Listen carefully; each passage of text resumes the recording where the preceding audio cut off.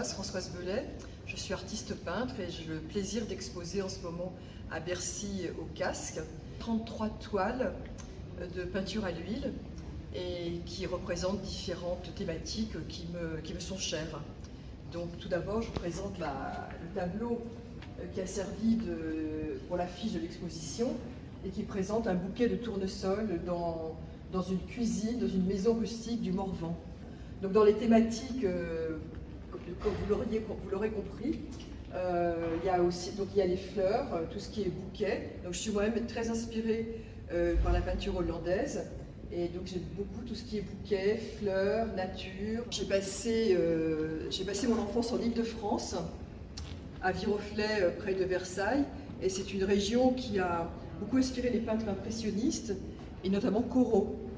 Et lorsque j'étais enfant, il y avait une exposition qui s'appelait Le souvenir de Corot, où des peintres présentaient leurs œuvres. Et je pense que ça a inspiré aussi mon intérêt pour la peinture. Donc une inspiration multiple qui peut parfois prendre aussi des aspects abstraits, comme ce tableau de cactus qui est plus proche parfois de la bande dessinée et qui est réalisé avec différentes techniques, et notamment avec du sable, mais aussi de la peinture au couteau. Comme je vous le disais, j'ai une inspiration beaucoup des paysages d'Île-de-France, mais aussi de la Bourgogne où je me rends régulièrement.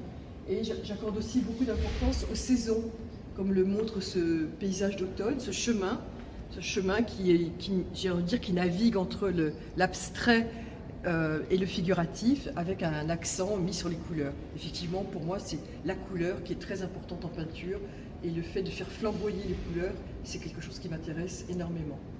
On le voit aussi dans ces paysages de vignes.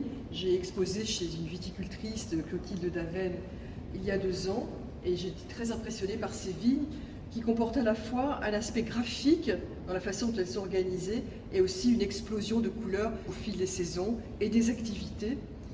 Donc, comme je vous le disais, j'ai suivi une formation en peinture à l'huile et en aquarelle aux arts décoratifs, aux ateliers du Carrousel. Et ça m'a donné l'occasion aussi de visiter d'autres régions que l'Île-de-France et la Bourgogne, et notamment le Lot. Et là, ce sont deux œuvres que j'ai réalisées en plein air avec un groupe d'autres peintres en été. Là, on est à la saison d'été, et aussi on retrouve des paysages, de très beaux horizons. Donc les saisons sont extrêmement intéressantes à représenter, et y compris la période entre 2 saisons.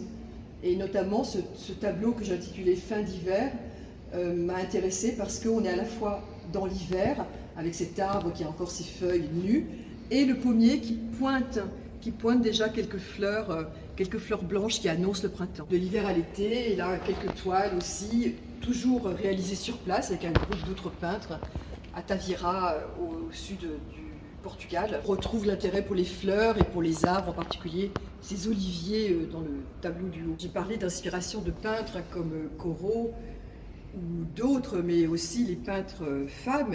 Et là, j'ai représenté Élisabeth Vigée-Lebrun, qui pour moi est un modèle, c'est la peintre de Marie-Antoinette, et qui est une source d'inspiration pour les jeunes peintres, et notamment les jeunes peintres femmes.